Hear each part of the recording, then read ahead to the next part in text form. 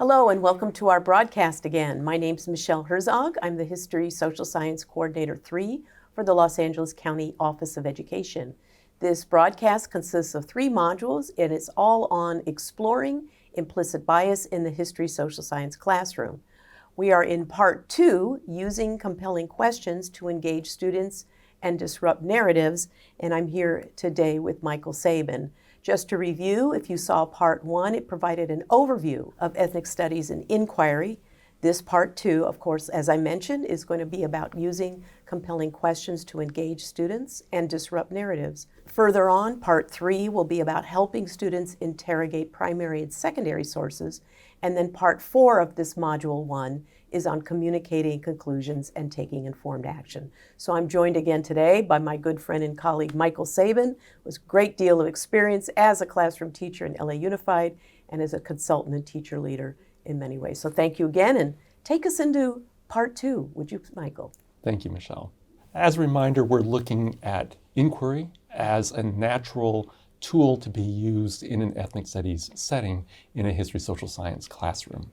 Inquiry, as we've talked about, is a very natural approach to take to engage students in ways that we can broaden and expand the narratives that they may have been reading in textbooks or getting from other sources. We've been looking at this within the context of the C3 inquiry arc, and today we're going to be looking at Dimension 1, developing questions and planning inquiries. I happen to be very fond of developing compelling questions. It's in many ways one of the most challenging aspects of instruction. Creating a compelling question may seem like an easy task, but actually it's one of the most complex facets of an inquiry arc. Because you want to get it right, it's going to drive the rest of the instruction of the unit. So yeah, That's exactly it's worth taking the time to do it right. Exactly right. And just as a reminder, that as you begin developing your unit of inquiry, you want to make sure that your unit of inquiry is culturally and community relevant and responsive. It's not just about teaching diverse content. It's about being aware of your students, about the communities that they're representing, and about the cultural norms and nuances of those communities. And also remember that the students have their experiences. They have their lived experiences, their families, their communities have that richness that should be brought into the classroom also and into this inquiry unit as part of that planning as you set off on that. So cultural competency is a theme we see repeatedly in ethnic studies, fits really nicely, as you're saying, in this inquiry-driven approach. Absolutely. So if we look at Dimension 1, developing compelling questions, we want to think about compelling questions as an entry into the inquiry unit, and we also want to think about supporting questions, but also think about the sources that we're going to be using as we develop. We're going to be focusing on compelling questions. I want to very quickly just address supporting questions. Supporting questions are those kind of questions for which there is a single response. There's a definition. There is an answer that is going to be agreed upon by most people. And so we're not talking about those supporting questions. When did the Civil War begin? That's not compelling. That's a supporting question. And so we're going to be looking at compelling questions. And as a reminder, the Ethnic Studies Model Curriculum calls out that students are encouraged to pose questions. There are multiple ways of creating compelling questions, and we'll talk about some of those. But remember, it's to engage the students in the inquiry. They have their questions. They have their interests. In an ethnic studies and in a history social science setting, those questions are really the ones that you want to be focusing on. Of course, they're going to be grounded in content.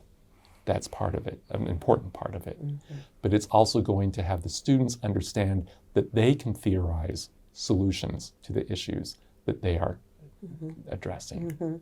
So inquiry-driven approach creates a perfect framework for students to question, study, analyze the many aspects, but also implications of ethnic studies instruction. Questioning, that's where we want students to go. If anyone's been around young children, we know the why, all the time. Sometimes it gets to us a little too much, but that's great. Sadly, as children grow older, even as adults, they stop doing a lot of that questioning, and we want to keep it going. because we want them to form into adults where they're questioning everything. Correct. And making really smart decisions for themselves and for others. Can you help us a little bit talk about developing and framing questions that are compelling, but within the context of ethnic studies? Oh, absolutely. When you think about a compelling question, first of all, it sets the frame for inquiry, but it also has intellectual rigor to it. Yes. And it asks the students to really think about a question from multiple aspects, multiple dimensions, multiple points of view.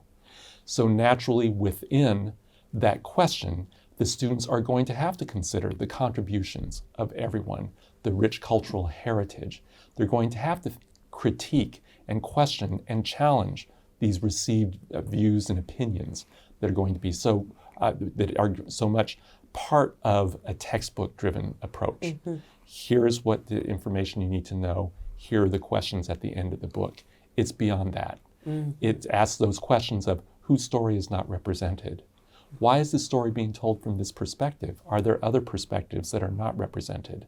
So it's a natural thing. A well-developed, compelling question is going to encourage students to explore those other aspects of an issue or content. So asking not just what they're seeing in the textbook, but asking about maybe what they're not seeing and being curious about that. Exactly right. And we're going to be taking some more time, especially when we talk about Dimension 3, about having students pose those very same questions and come to their conclusions about that. As a reminder, compelling questions are intellectually rigorous. Regardless of the age of the student, the ability level, the grade level, an intellectually rigorous question can be asked of a kindergarten student and of a 12th grade student. Mm-hmm. It's just going to be posed differently, but the main issues can remain the same. Those themes of justice, identity, equality, social movements, and so on. The question needs to be relevant to the students, and that's why it's important to engage students in the process of creating those questions. As their interests are expressed, they're going to see the relevance of the question because it's going to address what they're interested in and what they see as a critical issue that they are facing. It's going to be kid-friendly. There are some great questions that contain concepts and vocabulary that may not be approachable by students, but there are ways to make them kid-friendly so they're understandable. Again, and that goes for all the different everywhere from K through 12, kindergarten through 12th grade. You're going to want to ensure that. Compelling questions are neutral and unbiased. As much as I want to ask the question that is going to lead the students to the answer that I want them to give, that's not a compelling question. So you have to make sure, look for bias within your questions or the questions that students are presenting and challenge that. I think that's the hardest part for most of us, is to not create something that's going to lead them to a conclusion we're hoping they get to. Absolutely, absolutely. And that also ties into it being open-ended.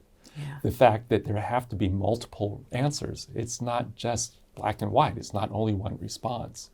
There have to be multiple responses, the opportunities for that, and motivational for the students. Again, if there are topics and issues that they're interested in, it's going to be motivational. But importantly, also within the ethnic studies setting, we want to think that it's also laying the groundwork for more inclusive and diverse histories being considered and brought into that conversation so that the students see this as a meaningful narrative. They see themselves, they see others within that. There are multiple ways of developing a compelling question. I think that there's a website that has a big list of really good, compelling questions or something like that, which is very interesting. And it's important to look for other ideas if you're running out of ideas for a compelling question or your students are struggling with it. Question formulation technique is a good one. Yeah, and there's a lot of information out there on the internet to help students through a guided protocol to have them think about the questions, refine the questions, identify the topics, and come up with the best question so that all of these different ideas then really are synthesized into one good, compelling question. But you also want to think about what do kids care about? And you want to think about how are their interests linked to or reflected in those key ethnic studies terms or those themes, those ideas that come through. Themes of equality, justice, identity. Who am I? Who's my family? What's my community? How can I make a difference? Ideas of systems of power. That is something that is of absolute fascination to students. Why is that, and who are they to tell me what to do? It's a great question that students always ask, and they should. Social movements, equity, family, community, as we talked about, are all themes that can help generate ideas for compelling questions, and they should be reflected or able to be explored through that compelling question. I remember when we did our framework training, and we posed a series of questions like, are these compelling or not compelling? And it was very interesting, the discussions that we had among the teachers, because there was actually quite a bit of debate about some questions, like, where do we live? Is that compelling or not compelling? Well, it depends on how it's posed. It depends on the context of the inquiry. One that always came up that was asked, what were the causes of the Industrial Revolution? Hands down, not compelling. And I thought about that, and it's just like, I guess that's not a compelling question. But if we were to think about that from the aspect of what were the impacts of the Industrial Revolution, and it's not just factories in New England. You can't talk about the Industrial Revolution without talking about railroads. You can't talk about railroads without talking about the disruption to the native populations across America. So impacts of Industrial Revolution, it's not just, wow, there were more manufactured goods and everybody, got jobs in factories. There are so many more themes that we can look at from an ethnic studies perspective in that question. We can even link it to the digital revolution, that the so-called third Industrial Revolution that we're experiencing now. Something that students will understand, perhaps even better than we do, about the impacts of that. Or indeed, positive and negative. Positive and negative, exactly. And that's, again, the multiple responses. That's what we want. Right. And have the students look at those sources and come up with their solution. Depending on who you ask. That's right? correct. That's a whole discussion right there. It sure is. Or even the so-called fourth Industrial Revolution with artificial intelligence. Boy, the students, how about exploring that? We're all grappling with that now and seeing what is the impact of that going to be as it's emerging in front of us. Exactly. Well, and think about the impacts on communities, on families, on people of color. What are the impacts from these multiple angles, these multiple perspectives? Because it is going to be different, and a lot of it we don't know the answer to it right now, but we can start looking at the issues that are related to that. Yes, and progress for some groups may not be progress for others. Those are important questions to ask. Talk about environmental racism, all these kinds of things, new developments in medicine, nutrition, who has access to it, who doesn't. There's multiple layers to this that will come out with good questions coming from students, but also propelled by us. Precisely. And that another question that came up also was the American Revolution revolutionary. I think that's a great question. I would perhaps phrase that question also as, for whom was the American Revolution revolutionary? Yes. Because again, as you're talking about, some people benefited, some people sure didn't. Right. And looking at that from multiple perspectives. Yes. And seeing those stories told and explored by the students. Again, signal of a good, compelling question. Again, looking at those themes for compelling questions, identity, history and movement, systems of power, social movements and equity, are important to think about, because the compelling question seek to explore those kinds of issues and those themes by students. This is also linked, though, to the History Social Science Framework. Appendix B has a list of themes that can be explored in the History Social Science setting, which also link directly to the Ethnic Studies model curriculum and the themes presented there, including uses and abuses of power, haves and have-nots, science, technology, and the environment. We can look at that again, as you talked about, who benefits, who doesn't benefit from this kind of technology. So another source to look at when thinking about themes that could be explored in that through an ethnic studies lens in history social science. For sure. Again, the ethnic studies model curriculum points out that allowing students to pursue their own questions and shape their own education is an important component to that. And that's why question formulation technique, for example, that we talked about, really does allow the students to bring up their questions in a guided way so that it can be crystallized and a little bit, there's more agency in the students in defining what the questions will be and what they'll be exploring in that unit of inquiry.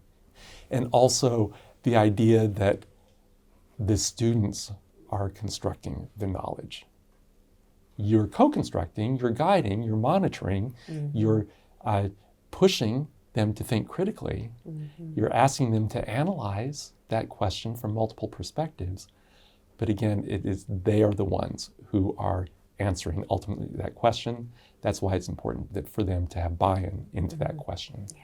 The inquiry-driven lesson template that we talked about in part 1 does have this, as dimension 1, some guidelines for compelling questions to spark inquiry. It says specifically that they're intellectually rigorous, neutral and unbiased, relevant, motivational, all those aspects that we talked about, as well as thinking about how the inquiry is going to be developed and introduced to students. But if we put an ethnic studies lens over that, we can also make sure that we are incorporating and thinking about what are the guiding values and outcomes and principles that are going to be built into that unit from the beginning. Or how are you going to use community builders and cultural energizers, building upon the communities and cultures that are represented in your classroom from the very beginning. Thinking about that compelling question, how is it really helping students explore those themes that we talked about, identity, systems of power, social movements, and so forth. Because if it's not really encouraging students to explore from those aspects, then I would suggest it's lacking. In terms, there are things that we want to, even in just a pure history social science context, we would want students to question those very things because those are themes that go beyond ethnic studies. They go, in fact, into the history, study of history social science. And thinking about how to introduce that inquiry so that students are allowed to pose their questions, see that their questions are the ones that are being explored and studied. Okay, so we touched on this aspect of disrupting narratives. Can you provide some examples? What does that look like? When does that occur? When might that occur? One example of that is one that I brought up frequently in the anti-bias training. And it's not really a compelling question, but the idea of who fought the Civil War. And the textbook is going to have probably a paragraph or two. There were this many combatants in the North, this many in the South, this many white, this many black, and it kind of like leaves it at that. Students may not see themselves in that narrative, in that history. But if we expand that narrative, whether through inquiry or other materials, other sources that we're bringing in, we learn that, yes, there were white, yes, there were black. Yes, there were Latinx. Yes, there were Native peoples who were fighting in the Civil War. Yes, there were Asian and Pacific Islanders who were combatants in the Civil War. And so expanding that narrative through inquiry helps students not only see themselves, but see others. And what was their role? What drove them to participate? I'm be very curious about all that. It's a great question. Yeah, exactly. Very good. But also, if we look at some of the sample compelling questions that are presented in the model curriculum, one of them that I really liked very much, the theme of identity, talked about what dilemmas arise when others view us differently than we view ourselves. That asks students to question, well, how do I view myself? How do other people view me? What happens when those images don't meet up, those perspectives don't meet up? And really ask students to think deeply. And this can be tied into pretty much any unit in history social science, in my opinion, because if you're thinking about any grade level, but even fifth grade with the American Revolution and Native peoples within the context of the colonial period and the Revolutionary period. If you're thinking about seventh grade and the sites of encounter, what perspectives did people have as they came together in these sites of encounter around the world at multiple times throughout history? And it still happens today, by the way. If you live in California, you live in a site of encounter. And what dilemmas arise when people view each other through different lenses and perspectives that may not be the same. And another theme of history and movement, a question that came up is like, what role do immigrants or have immigrants played in defining democracy in the United States? Again, talking about disrupting narratives.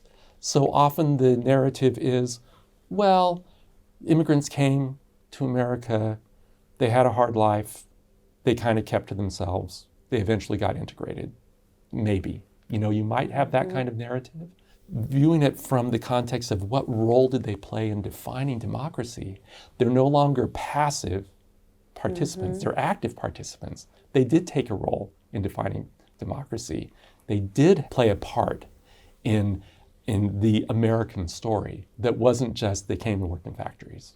Well, and this is a current debate we're seeing right in front of us now, this issue of immigration. People are on all different sides, pro and con, but looking at what has been the impact of immigrants in the past, not only on democracy, but on our economy, our social structures as well. Pro, con, everything in between. Those are the kinds of understandings and perceptions that are really influencing public policy as we speak. And probably will continue. That's exactly right.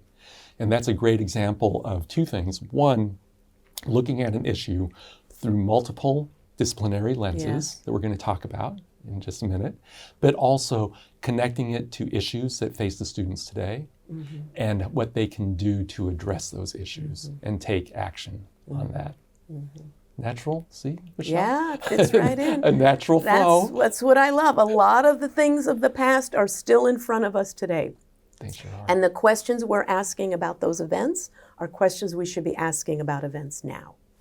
That's exactly right. That's where we want engaged, responsible citizenship to occur. That's exactly right. So we talked about that dimension 2, about those different lenses and the disciplines that we can look at. And this is again called out in the model curriculum as well as critical practices for social justice education, that students should be exposed and introduced to an array of academically rigorous content, but also importantly, it's not just diversity, but that content is grounded in the contributions and lived experiences of people of color. Right. Because that's telling the whole story. There's stories of oppression that need to be examined and studied, but there's also stories of resilience and contributions. I wouldn't call it necessarily a balance, but both are important elements of any ethnic studies course, but also every history course too. It reminds me of when we think about presidents.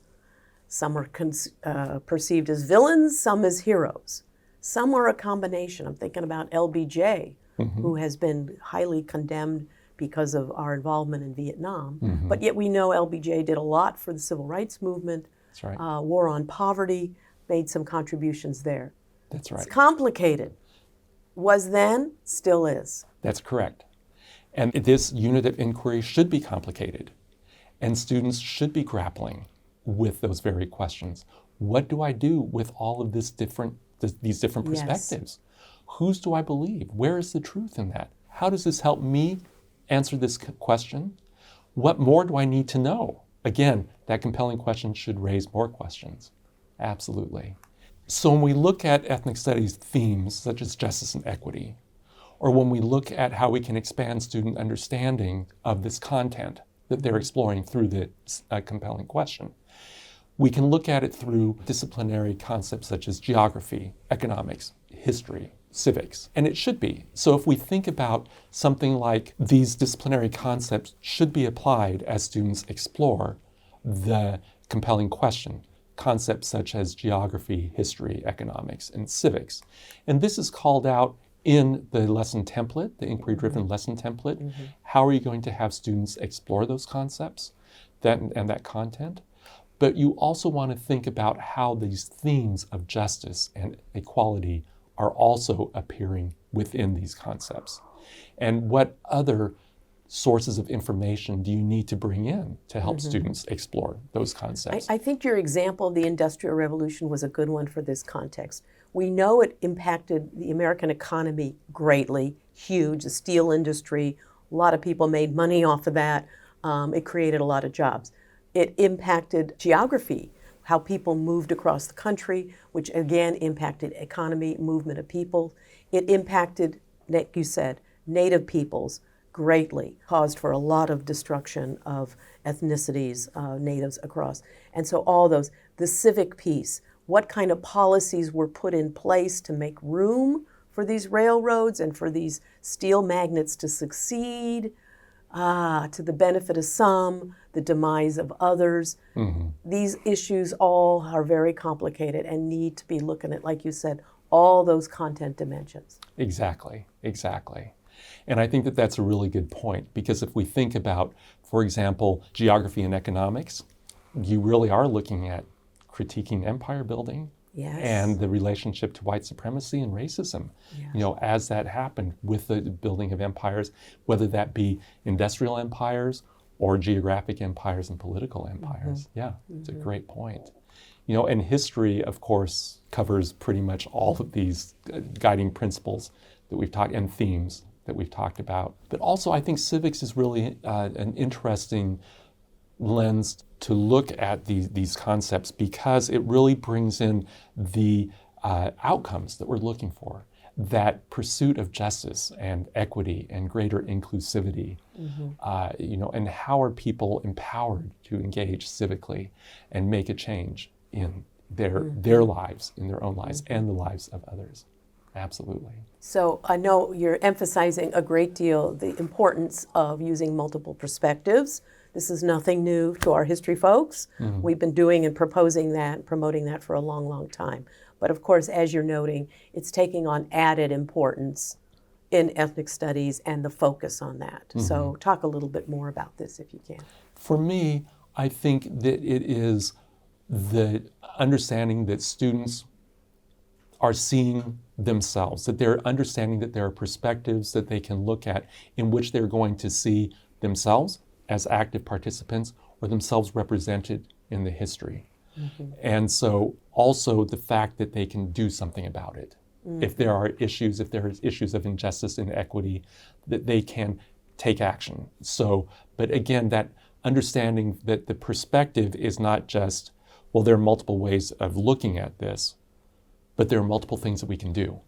That empowerment, that sense of empowerment. We've Yes. long heard, rightly so, criticism from African American families that the only time I see our story is the story of slavery. That's right. As an oppressed people. That's right. You hear that from Jewish American communities too. The only time you see us in the books is we were in the Holocaust, we were lambs led to the slaughter. You're not seeing the heroic examples of resistance, That's slave right. resistance, Jewish resistance, heroes that emerge, contributions, resilience. Those stories need to be lifted up as well. Because we don't want young people walking away feeling, nothing I can do, I'm oppressed. That's right. There's no hope. That's absolutely right. That's absolutely right. You have to tell them, but also empower them with all of these other perspectives. That's right. And importantly, that they also see that there are other people involved in this Yes. also. There are other struggles that may not be theirs. There are other groups that are working towards that. And that perhaps all of these groups are working towards the same ideals. Yes. Those ideals that are embodied in our founding documents: life, liberty, pursuit of happiness. And Yes. seeing that it's working together, that we're working on that to improve that, to achieve this vision of a post-racist society. Yes, we've heard Stuart Quo from the Asian American Education Group give a talk. He gave a talk for us about civil rights movements. It wasn't just African Americans. There were Asian Americans. All groups coming together. You saw it in working with Cesar Chavez, Yes. how different ethnicities and groups work together to That's support right. that. The Filipino community was very strong in leading a lot of that too. That's right. That collective support, That's working right. together. That's right. It's very exciting, as you mentioned, to try to reveal those untold stories. And there's so many of them. It's easy to go down any of those rabbit holes. There goes your school year, right? But that's the power, I think, of ethnic studies and where we want to go. So it's not just what we teach, what content we select is just as important as how we teach. All right, that's what the main message we're trying to get across. All right, so thank you for part 2. Tell us a little bit about part 3. Where are we going to go from here? Well, in part 3, we're going to look to see how we can support students as they're analyzing multiple sources, primary and secondary sources, often conflicting sources of information and helping guide them through an effective analysis of what is the story, what's being told, what's not being told, Yes. what is reliable, how can I assess that Yes. reliability. Important skill we all need to do better at, I think, I agree. in today's world. I agree. Thank you, Michael, for part 2. We're Thank you, looking Michelle. forward to seeing you again in part 3. Thanks so much.